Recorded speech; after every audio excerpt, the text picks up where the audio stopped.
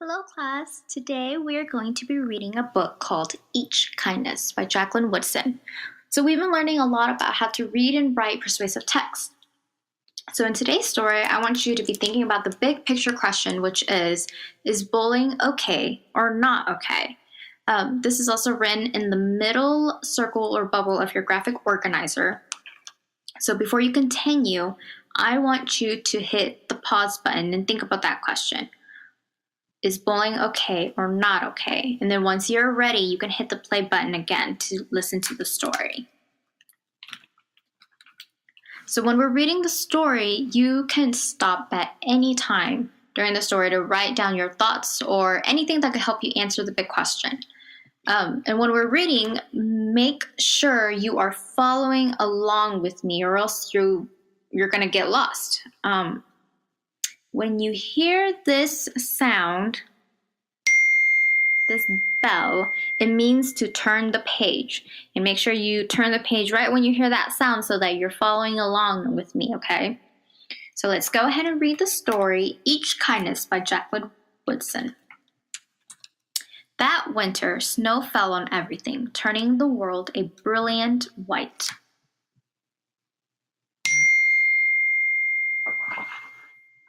One morning, as we settled in our seats, the classroom door opened and the principal came in. She had a girl with her, and she said to us, "This is Maya." Maya looked down at the floor, and I think I heard her whisper, "Hello." We all stared at her. Her coat was open, and the clothes beneath it looked old and ragged. Her shoes were spring shoes, not meant for snow. A strap on one of them had broken.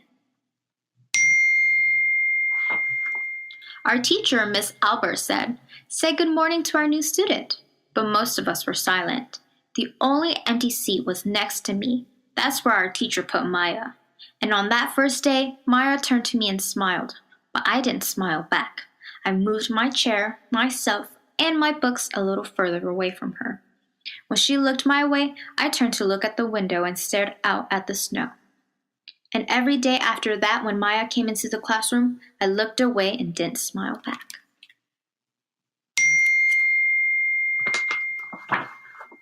My best friends that year were Kendra and Sophie. At lunchtime, we walked around the schoolyard, our fingers laced together, whispering secrets into each other's ears. One day, while we were near the slide, Maya came over to us. She held open her hand to show us the shiny jacks and tiny red ball she had gotten for her birthday. "It's a high bouncer," she said. But none of us wanted to play, so Maya played a game against herself.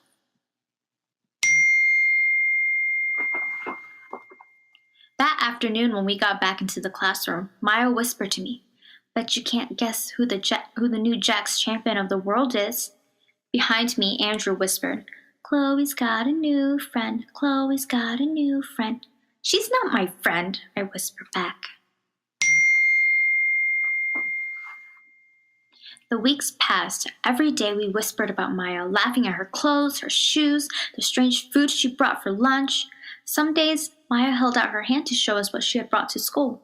A deck of cards, pickup stick, a small tattered doll. Whenever she asked us to play, we said no.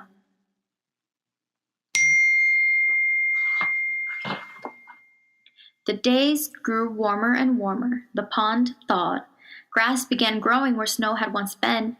One day, Maya came to school wearing a pretty dress and fancy shoes. But the shoes and the dress looked like they belonged to another girl before Maya.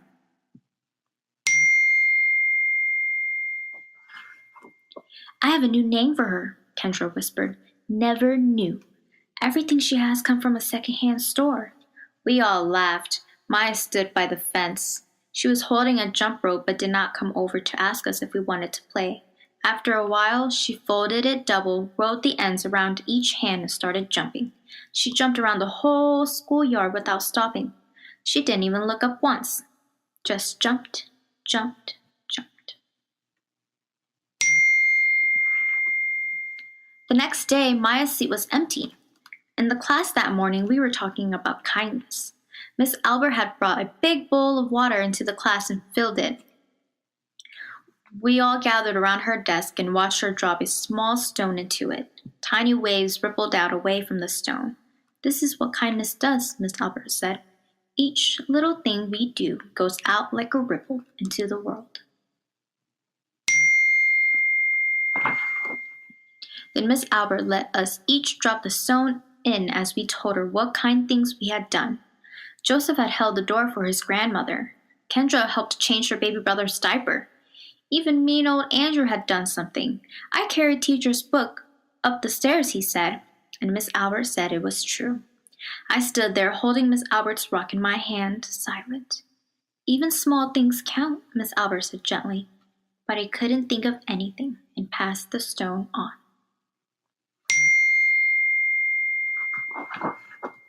Maya didn't come to school the next day, or the day after that.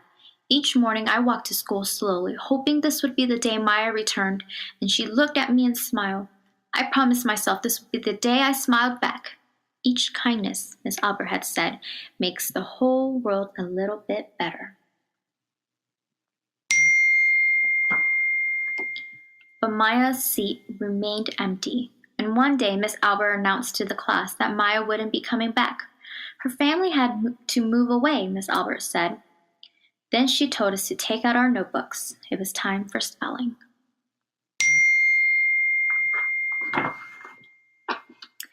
That afternoon, I walked home alone. When I reached the pond, my throat filled with all the things I wish I would have said to Maya, each kindness I had never shown. I threw small stones into it over and over, watching the way the waters rippled out and away, out and away. Like each kindness, done and not done. Like every girl somewhere holding a small gift out to someone, and that someone turning away from it.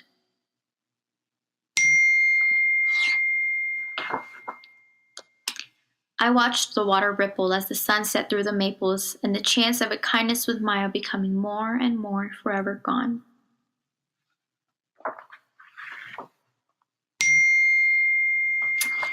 The end.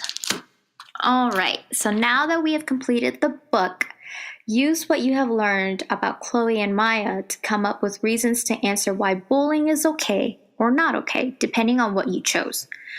So once you've completed your chart, you don't have to fill out everything on the chart.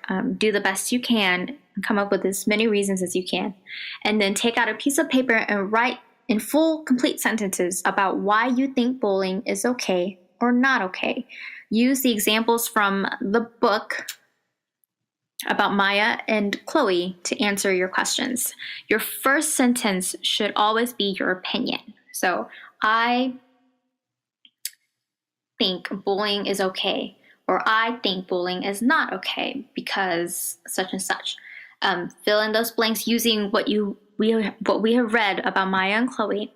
When we're writing a persuasive text or a persuasive paper, we want the other person who is reading to agree, like with us.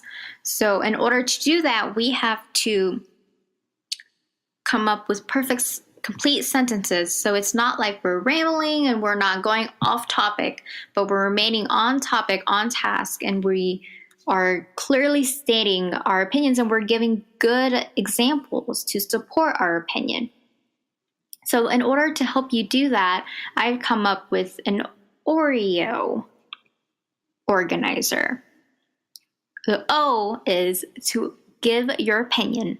The R is to give at least 2 reasons for having the opinion. The E is to give an example that supports your opinion. And then O, you have to restate your opinion or say your opinion again so that we know what your opinion is and those who are reading can agree with you, like, oh, okay, this is what you're trying to say. So make sure you follow that Oreo: opinion, reason, example, and opinion again. So thank you for listening, and I hope you enjoy the book.